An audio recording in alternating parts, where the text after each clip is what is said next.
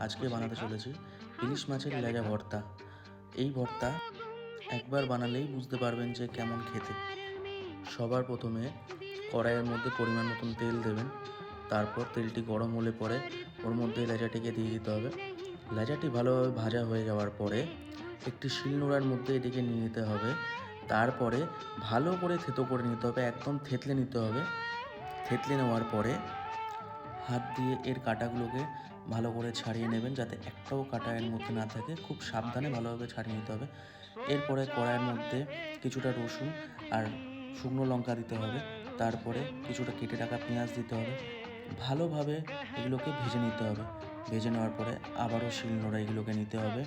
সব কিছুকে একসঙ্গে নেওয়ার পর সব কটা জিনিসকে খুব ভালো করে আপনাকে মেখে নিতে হবে।